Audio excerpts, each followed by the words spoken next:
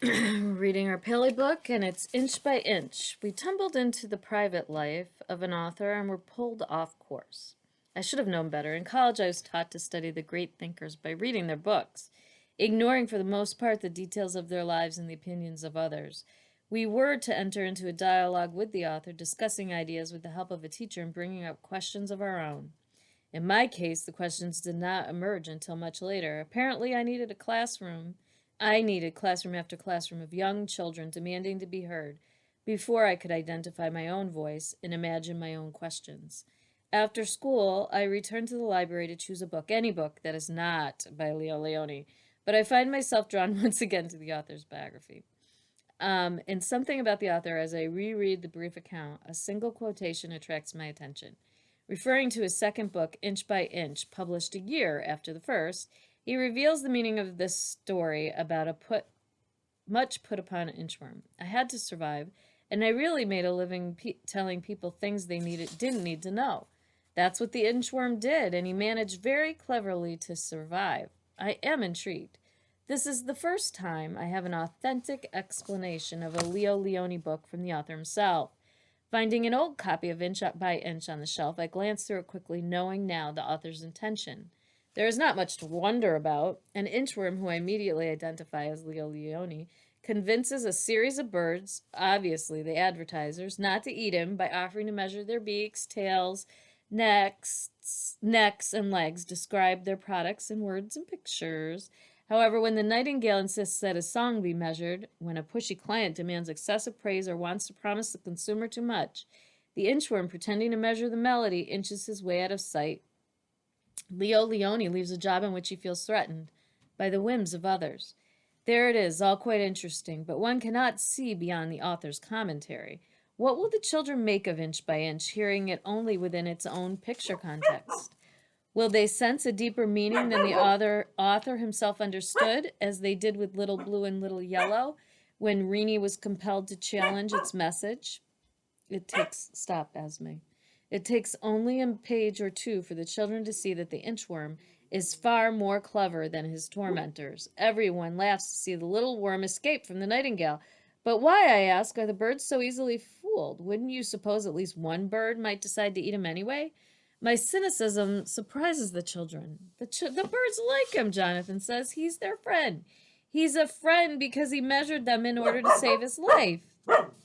Esme, stop. Rini laughs. They can't be measuring themselves. She inches her nose along her arm as if trying to measure herself, but stops before losing the thought. And guess what?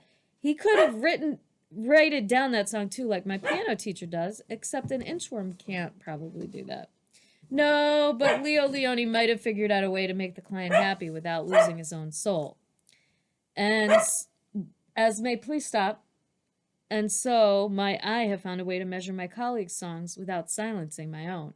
But if you are a Cornelius or a Frederick, compromise is not an option. Lonely or not, some folks, when required to use another person's yardstick, will simply inch their way out of the forest or out of the faculty room. As I examine the enigma with myself in mind, Bruce suddenly sees his own image in the picture. Yeah, but he didn't want to do that stupid measuring. He didn't like to do it, and he keeps feeling sad.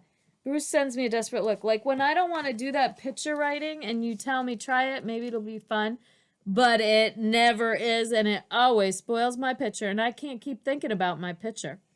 The book, then, is not about Leo Leone, nor is it about me. It is Bruce's story. He got you red and got you blue, is in danger of being submerged in someone else's arbitrary notions of what is supposed to accompany his pictures. But I ought to be wiser than the nightingale. Indeed, I have seen that for Bruce and several others, the imposition of writing tasks creates anxiety and tension where none existed before. Furthermore, children are often negatively affected when I discount my own observations and go along with the expectations of others. I give Bruce my biggest smile. Thanks for telling me how you feel, Bruce. Why don't you hold off on writing then until you're ready, until you're curious about doing it. You might even figure out another way. Bruce returns my smile, and Rini joyfully pounces on him, singing, gotcha this and gotcha that, gotcha Brucey, 'cause you're flat. Hey, cut it out, Rini, I'm telling. But Bruce's eyes are aglow with victory. The inchworm has once again gotten himself out of the forest. Later, as we walk home together, Nisha comments, "It's taken me longer, I think, than you and the children, but I'm beginning to feel these new relationships we now have. When I read Peter Rabbit to the class this morning and yesterday one of the African folk tales about Anansi the spider, the children made connections to Cornelius and to the inchworm." Rini said, "But Leo Leone never thinks someone is naughty, so I asked, what does he think of his characters? This is the sort of question I would not have asked before. But now it seems natural to ask such a question. Anyway, several children had answers. Anita said Leo Leone thinks Tico and Frederick are special. And Arnie said Peter Rabbit is special too, and that he could be in a Leo Leone book. But Rini really figured it out. She said you have to have a special problem to be in his book. And then guess what? Before I knew it, I had begun a Hanuman story. She laughs at my surprised look. "Just my luck, Nisha. I'm so sorry I was out of the room." "Don't worry. Probably I'll keep going. I said that Hanuman seems to me a little bit like Tico or Peter Rabbit and Cornelius and Frederick, all put together in one little monkey prince, who also had special problems." What were they? The children wanted to know. I told them that some people considered him naughty. That was one problem. Another problem was that he had a little bit of magic and wasn't quite sure what to use it for. But the biggest problem was that he wanted to play with the sun. And that's what this particular story was about. Isn't it a great feeling tying together all these stories, I say as we reach the corner where we part ways? Yes, but it doesn't feel as if I'm tying things up. No, it's more like opening up, or maybe even discovering things I've forgotten.